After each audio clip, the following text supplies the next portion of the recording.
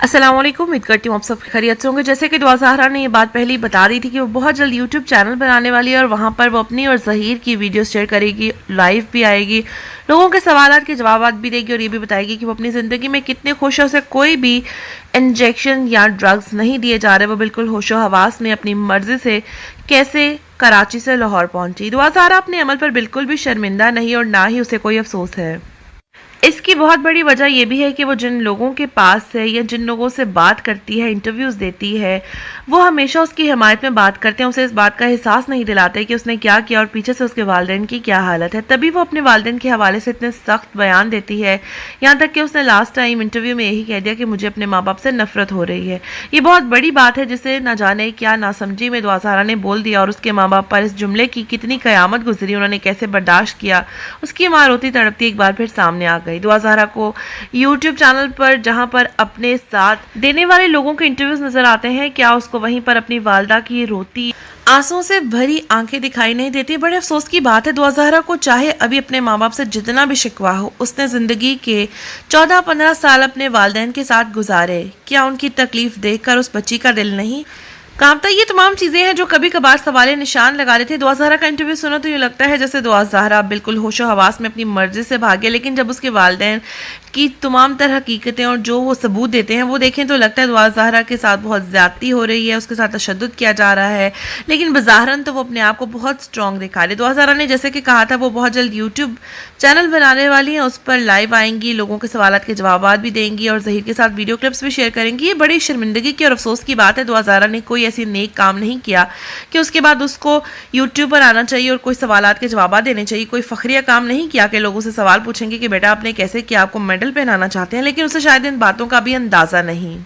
उसको अभी इस बात का अंदाजा नहीं कि उसे ये बात एहसास दिलाने वाले कि उसने कितना बड़ा गुनाह किया है, क्योंकि वो अभी बालिग नहीं है। वो ये कहती है कि मुझे इस्लाम इजाजत देता है। उसे इस्लाम के बारे में क्या मालूम है? जो बच्ची अपने माँ बाप का इतना ज्यादा दिल दुखा रही है, उन्हें इतनी ज्यादा तकलीफ पहुंचा रही है, माँ बाप रोज सड़कों पर आ रहे हैं, उसके वालिद को तकरीबन 1.5 माह हो चुका है कि वो हर रोज कोर्ट के चक्कर लगा रहे हैं। घर बैठकर ये सब देखना बहुत आम सी बात है, लेकिन जो इंसान रोज इस अजियत से गुजरता है, रोज इस उम्मीद से जाता है कि आज उसकी बेटी के मामला सुधर जाएंगे, वो बाप बाप न जाने कितनी अजियत और तकलीफ में, हम उस बात का अंदाजा भी नहीं लगा सकते। अल्लाह पाक सद्दुआ अल्लाह पाक सबके बच्चों को नेक हिदायत अता फरमाए, माँ बाप की मोहब्बत का एहसास करने वाला बनाए और इसके अलावा हमेशा उनकी इज्जतें सलामत रखें, आमीन।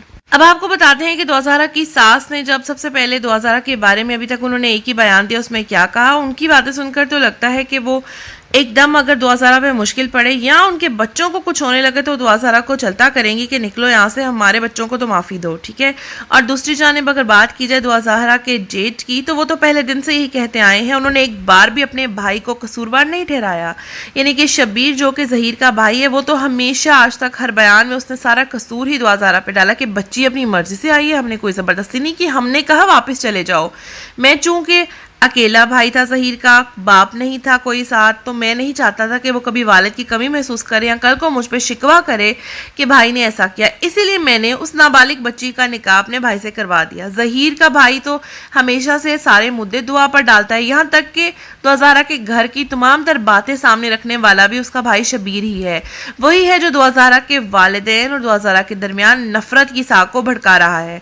ना वो दुआ ज़हरा से तमाम तर बातें पूछता, अगर उसने पूछ भी ली, अगर उस बच्ची ने नादानी में बता भी नहीं, तो यही थोड़ा अक्लमंदी का मुजाहरा करते, थोड़े समझदार और इज्जतदार होते तो उन बातों पर पर्दा डालते, लेकिन इन्होंने ऐसा नहीं किया, बल्कि दुआ ज़हरा का नाम ले लेकर बताया। इन बातों को ये क्यों यूज कर रहे हैं? इन बातों को बेसिकली इसलिए यूज करें ताकि बता सकें कि उनकी बेटी कितनी बागी है, उनकी बेटी उनसे मिलना भी नहीं चाहती, उनके पास जाना भी नहीं चाहती, वो ज़हीर के साथ बहुत खुश है। और ज़हीर की वालिदा यानी कि दुआ ज़हरा की जो सास अपने आप को बताती हैं और जिन्हें दुआ ज़हरा अपनी अम्मी बता रही है, अपनी असल अम्मी को भूल कर, दुआ ज़हरा का कहना ये था कि उनकी वालिदा उनसे बहुत काम करवाती थी, उन्हें मारती थी, और ज़हीर की वालिदा उनसे कोई काम नहीं करवाती क्योंकि वो तो उनको पिज़्ज़ा खिलाती हैं, और ये वही पिज़्ज़ा है जिनकी दुआ ज़हरा को खाने की आदत उनके वालिदैन ने डाल रखी थी, लेकिन आज वो ये तमाम तर बातें भुला चुकी हैं। अब आपको इंटरव्यू सुनाते हैं जहाँ पर दुआ ज़हरा की सास और इसके अलावा ये शब्बीर और दुआ ज़हरा खुद क्या कह रहे हैं, सुनकर आप भी हैरान हो जाएंगे, क्योंकि दुआ ज़हरा का हर आने वाला नया इंटरव्यू एक नए हैरानगी लेकर आता है लोगों के दिलों में। दुआ ज़हरा के लिए मजीद नफरत को भड़का रहा है, लेकिन फिर भी उसके वालिदैन बार बार ये कहते हैं हमारी बच्ची को गलत मत समझो, हमारी बेटी के बारे में बुरा ना कहो। वो आज भी अपनी बेटी की मोहब्बत में उसी तरीके से तड़प रहे हैं। ये वही बेटी है जो बार बार नफरत का इजहार कर रही है। इसके लिए बस दुआ की जा सकती है, अल्लाह पाक इसके दिल को नरम करे, इसको हिदायत अता फरमाए। अगर वो वाकई किसी मुसीबत में या किसी दबाव में है तो अल्लाह पाक उस पर रहम फरमाए, उसकी मदद करें। उसके माँ बाप की जो इतनी दिन भर की मेहनतें हैं, इतनी मुशक्क़तें, उसकी माँ के इतने आंसू, इतनी रातों को जाग जाग के जो दुआएं की, अल्लाह पाक वो कबूल व मंजूर फरमा लें। बेशक अल्लाह पाक तमाम तर मुश्किलात ख़त्म करने वाले, परेशानियां दूर करने वाले हैं। चैनल को सब्सक्राइब ज़रूर कीजिएगा। मज़ीद इंटरव्यू और डिटेल्स आपके साथ इस वीडियो में शेयर करते हैं।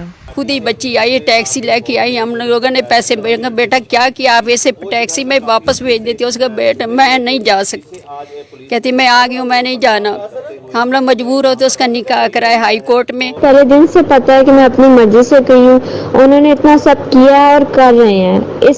इससे मेरे दिल में उनके लिए मजीद नफरत ही पैदा हो रही है। मैं जब वहाँ थी वो मुझे वहाँ भी जीने नहीं देते थे, और अब मैं यहाँ आ गई हूँ तो मुझे यहाँ पे भी जीने तो लोगों को लगता है कि इसकी उम्र कम है। अभी मेरी उम्र काफ़ी बढ़ गई है और मैं जो 17 साल की हूँ। कोई स्क्रिप्टेड इंटरव्यू नहीं था, जो सच था वो सब मैंने अपनी मर्जी से बताया है। और क्या कहते हैं, आपने मुझे कोई बातें नहीं सिखाई, और जो है मैं इंटरव्यू दे दूँ तो लोग कहते हैं कि दबाव है, और अगर ना दूं तो कहते हैं गायब है। तो मैं जो भी कर लूं लोगों को मसला है। मैं उनसे सिर्फ इतना कहना चाहती हूं कि उनको पहले दिन से पता है कि मैं अपनी मर्जी से गई हूं। तो मैं खुद शौक हो गया था कि ये कैसा, और ये अपना छोटे छोटे बच्चे ये किस तरह से ये कर रहे हैं। और ये मुझे पता था कि ज़हीर और दुआ की आपस में बात होती है, इससे मैं डिनाई नहीं करता। और ये भी मुझे पता था कि हम लोग रिश्ते के लिए वहाँ गए थे, मैं बिल्कुल साथ में था, ठीक है। और ये 2 हफ्ते पहले। आप कहाँ गए थे रिश्ते पे? बेसिकली हम यहाँ से निकले थे और सखर पहुँचे थे जब दुआ की ज़हीर को कॉल आई थी कि जी आप हमारे घर ना आए। बुलाया भी उन्होंने था और कॉल भी उन्हीं की आई थी कि आप हमारे घर ना आए, क्योंकि मेरे वालिदैन जो है ना वो मान नहीं रहे, उल्टा मुझे मार पीट कर रहे हैं। और वो कह रहे हैं कि किस हक से तुमने उनको बुलाया है। तो बेसिकली हम उस टाइम शॉक हुए, और फिर मैंने ये फ़ैसला किया कि हम कराची पहुंच चुके हैं। तो पहली दफ़ा कराची जा रहे थे, मैं ज़िंदगी में पहली दफ़ा कराची गया हूँ और एक ही दफ़ा गया हूँ।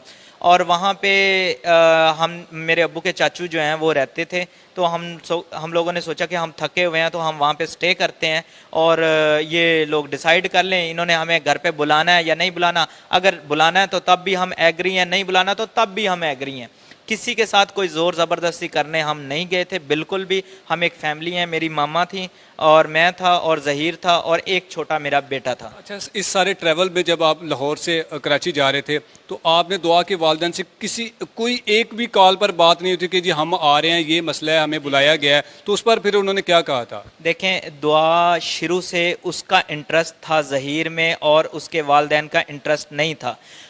वो बात भी करवाना चाहती थी लेकिन वो डिनाई करते थे, वो बात नहीं करना चाहते थे। इसके बावजूद दुआ ने हमसे और यानी कि ज़हीर से ये कहा कि मैं आपको ख़ुद दरवाज़े पे वेलकम करूँगी और मैं दरवाज़े पे ख़ुद आऊँगी, आप लोग वालदा को लेके यहाँ पे आ जाएं तो मैं आपको वेलकम करूँगी और अपने अम्मी अब्बू से मिलवाऊँगी। और जो है ना वो मेरे रिश्ते की बात आप खुद करें, क्योंकि मैं एक लड़की हूँ, मैं अपने घर में रिश्ते की बात नहीं कर सकती। अच्छा, तो ज़हीर साहब चलें, ये तो वो डिनाई नहीं कर रहे कि जी आप आए नहीं, हमारे साथ बात नहीं की।